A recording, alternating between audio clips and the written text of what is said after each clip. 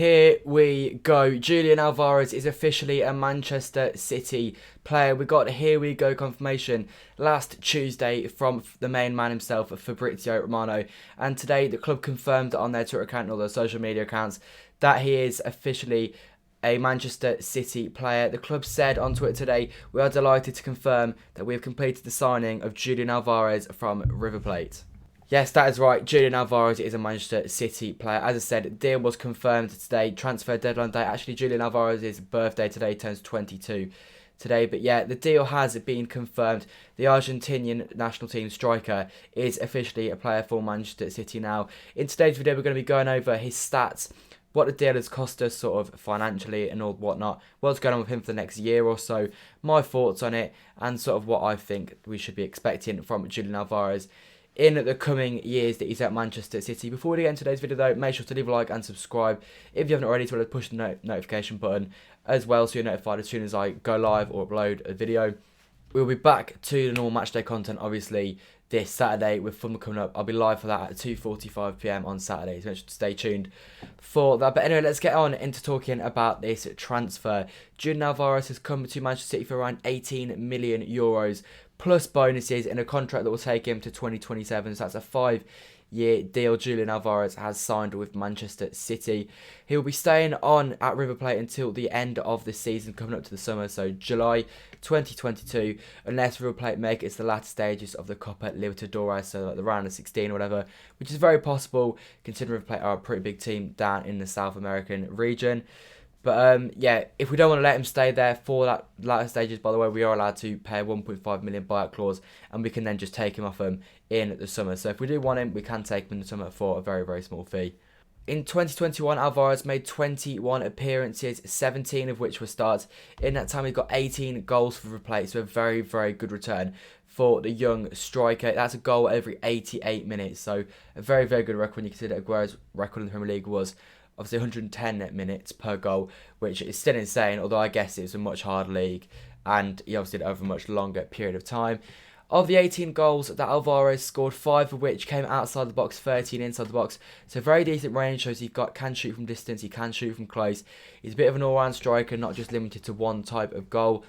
Talking of types of goals, he's a right foot player. He is pretty strong on both feet though. 5 of his goals of that 18 goals came with his left foot. 1 was a header, so that's what a third of his goals come in with either his head or his weak foot. So he can score with a range of different sort of ranges. He can also score with a range of different feet or head, whatever. Another positive of Alvarez is that he is Argentina's national team striker. Well, he's not starting at the moment, but he did feature earlier this week in a 2-1 victory over Chile, where he wore the number 9 shirt for Argentina. Obviously, that's quite a big thing, wearing the number 9 shirt for country as successful as Argentina. Obviously, there's no Sergio Aguero anymore, so there is a striker void to be filled, and fingers crossed Alvarez can be the man that does sort of make up that ground.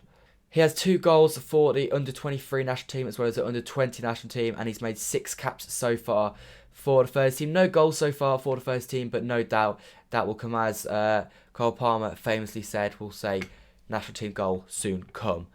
One of the key reasons actually why Alvarez is said to be staying at River Plate until the end of the season, potentially even until the end of the year, is so that he can improve his chances of making the World Cup in Qatar in December 2022.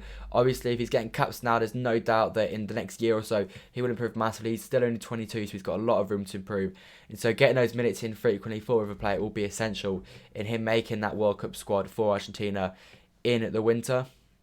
But yeah, that's the ins and outs of Alvarez. Now to what's been said. Cheeky said today he is so happy that we have managed to bring Alvarez to Manchester City, and he believes that Alvarez can become a top player.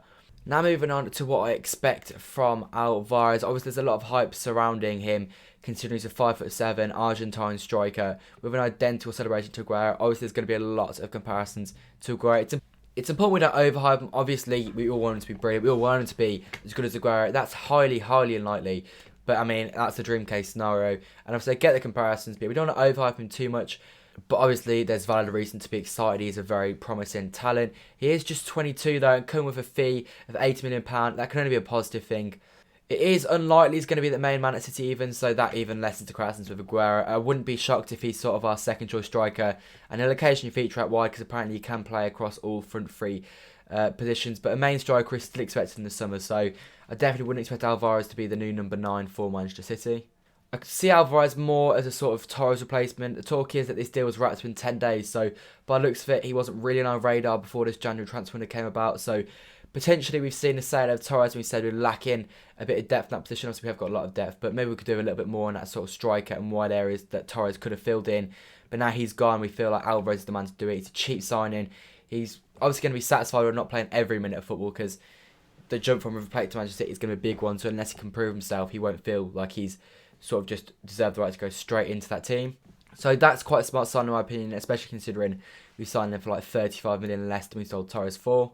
There was obviously concerns that Alvarez would be a CFG sign. Obviously, we've seen plenty of them over the years. We've actually linked with a Bulgarian player, I think it is, or maybe a Hungarian player, who I'll put on the screen now, who looks like he's just going to be shipped off straight to Lamel at a CFG club. And so, yeah, I'm glad that he's not going to be. That is pretty much confirmed now. His agent has came out and he's rubbished all the claims that Alvarez is a CFG sign, and he's saying that Alvarez wouldn't have agreed to come to City unless he was guaranteed to be part of our first team, which is very good news, because there's nothing worse than seeing a sign-on player get slightly excited about them and then we just never see them wear a Manchester City shirt. It was another concern with Keiki, although once again with Keiki it looks like that's not going to be the case considering he's already featured for the first team. Anyway guys, that is the ins and outs of the Alvarez deal. Let me know your thoughts on the transfer in the comments below. Rate the transfer out of 10. I'm going to give it an 8.5 out of 10.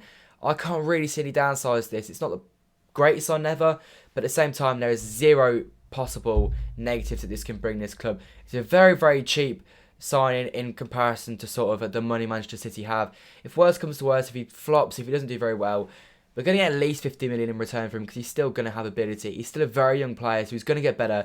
And in reality, the worst case scenario is that he only sort of achieves what Torres achieved, and we'll still sell him on for profit, and it will still be a good sign in that regard.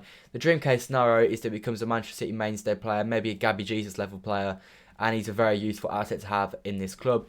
But yeah, like I said, there's no downsides to the transfer. I can only see it being a positive thing. I'm glad to see us sign him. Fingers crossed he can have a good rest of the season with River Plate, and next season he can come back to City and he can hopefully have a very successful time here. Anyway, that's all for me today. As I said, leave your thoughts on the transfer in the comments below. I'm interested in what you guys have to say. I'll be having a chat with you guys down in the comments, and we'll sort of discuss what we think of the Alvarez transfer. Anyway, that is all for me today. I will see you guys on Saturday. Like I said, leave a like, subscribe if you're not already, and I will see you guys then. Goodbye.